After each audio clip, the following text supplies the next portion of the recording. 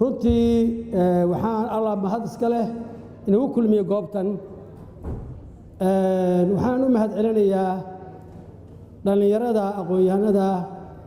bahda warfaafinta iyo saxaafadda ku takhasusay iyo khiyaartii kale gacanta ku siisay xafladan qaaliga oo muddada soo socotay iyagana waan u mahad celinayaa bixisati raxmaan ilaahay ajri xasan ah ka siiyo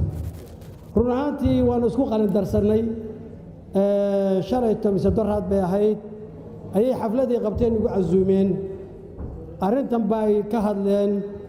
runtii arrintani xasaasiyadeedu aad bay noo taabatay annaga oo ah golaha midnimada horumarinta nabadeynta iscafiga midnimada Gorgaato Hawiye ayaan aniguna aqbalay inaan qaybta ka soo qayb galo inta markaan dhaafo anigu ugaas Maxamed Bashiir Ugaas Xasan baa la yiraahdaa qarni aan garanaynin goorta ka bilaabatay annagoo curadkii Gorgaato Hawiye ah ayaa bahda iyo nafaqooda yiraahdeen midgaatihiin iyo boon waa masiibatul kubra intiina mid qaadanaya hal daqiiqo inuu midgaan noqdo ma jira ها مايا ومايا بونو نقطة بيجي المرة باقي مجرى ومايا أنا كم ملايين سنة أنا لقوا سووا ده برايداس سو مسيبة ما ولينا وانا لقوا ده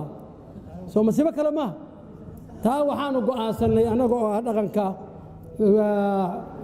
وقاس عبد الله وقاس حسين وجو قال له فديا يهليه ومحمد رقاته وحانو قو أصلا سجال لبعتن كي بشي سجالات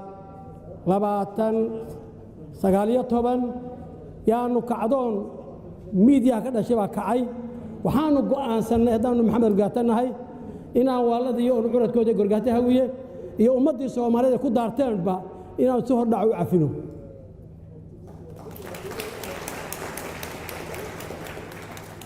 وحان نهاي طول منايال أنا جاي كو حبة أنا لمدا ودبقات بيشان تكون هاي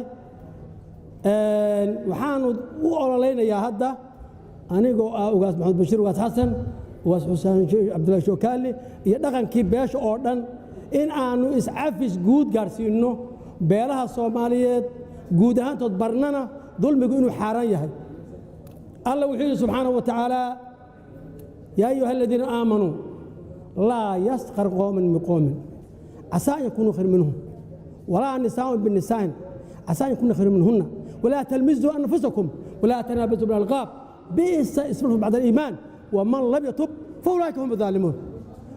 ويدين حقيقة قال لنا هذا أصبر كيدك يدوك كم بدبادع وحادي بتيني هرفة دي أنت مغلى سيبا إلهي أغطى بطكانا ويحيى ويدين سميان وها ظلمك إن يدد إسلامه والله الشيء oo isku diin yihiin oo isku midab yihiin oo isku dhaqan yihiin in ay yiraahdaan waa takoortihiin ilaa haadana gabadhii quruxda badneed caayo wiilka quruxda badneed caayo qaar la gubayo markay guursadaan soo dulmi cad ma waa inaad intiina jiilkiina waxa kaga badbaadi kartaan ciqaabta alle inaad ilaahay dartii cafis u weysataan dadka iyagana waxaan ku dadaalaynaa ilaahay dartii inay nooga aqbalaan oo laanu hadda wadno aniga garaad xuseen garaad agay وحسين عبد الله شوكالي يا رجع يا كله إن أنا جالسين تبليغين تاس تات كيجي بقطة بدل كل هذا إن يكبر سدان إلهي درت تكون عفيان كوين أنتني عن عفينه كو أنه لا أنا ولا نمن قرنه أنت وحان وقبح يا تفريق أسير وحان إذا كوب شهرين النمركاس عدة وقوين يا صوماليا ما تبغى كشيء قتها يجوا لفت وضع الدلمي وولا لها Gorgaato Hawiye هرب ينتي لهال ماشى ويهوي الماشى وحانو قان سنة قول تيو إن أنا أسعينه نقول نقول كي أو إسكو دوبنا ومثل الدلمية مثل الدلمية مثل الشيء إني إن أنا أمدي الصومالية أهرسيدنا إسعاف جود جودها يا كابل لونه أنا قبل الصومالية إن شاء الله تعالى كوب اللارينه إن أنا قرر بقول جود أوتقنه وأن أنا أسعفينه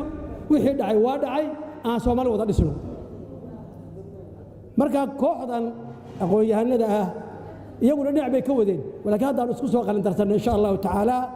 waan isla jaan qaadi doonaa maadaama bahaweyntii Gorgaato Hawiye iyo walaalaha Hawiye kale aan wakiil ka nahay cid wax laga tirsanaya ay u badan yihiin iyaguna ay wax tirsanayaan waxaan rabnaa qaab dhaqan ahaan iyo qaab culimo ahaan iyo qaab aqoon-yahan ahaan in aanu u dhaqaaqno oo aan nabadda ka shaqayno banaanka noo yaalla waxaa weeye 2025 inaan soo afjarno 3 qodob oo khatar ku ah ummadda Soomaaliyeed qodobka koowaad waxaa waaye kow isxaq haybsooca kala faquuqa in aanu soo afjarno 2025 haddii alla idmo waxaan ku soo afjaraynaa qorshaha noo yaalla in aanu samayno wadar guur oo isdhexgalka sahlaya oo gabdho iyo wiilal dadkii la isku diray ah inaanu isu dhisno haddii mustaqbalka ilaahay idmo oo ay taasi ku timaado si shariicada islaamka waafaqsan aanu qorshaha fulino si cuqdada musaaharada ummadda u baxdo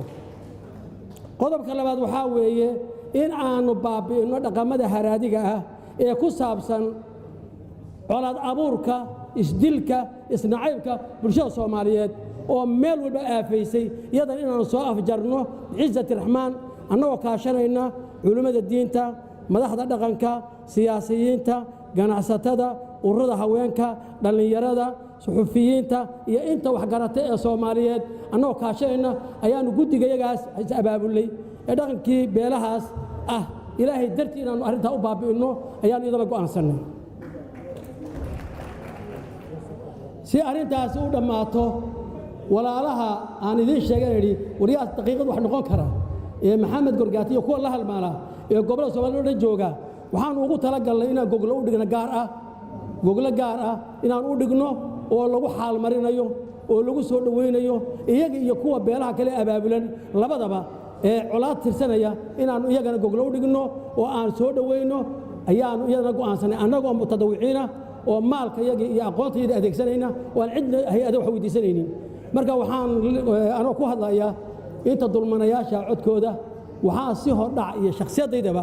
cafis ugu fidinaynaa intii awoodii dulmintay intii magacu noo bixisay intii nakadeeday intii gabdhaha cayday ayaanu cafis u fidinaynaa insha Allah taala inta ila wadaagtaan in ila qaataan baan rajaynayaa aniga shakhsi ahaanna wixii dambiga galay oo dhan waan cafiyay بعزة الرحمن أنا عفس بعد البرية والسلام عليكم ورحمة الله وبركاته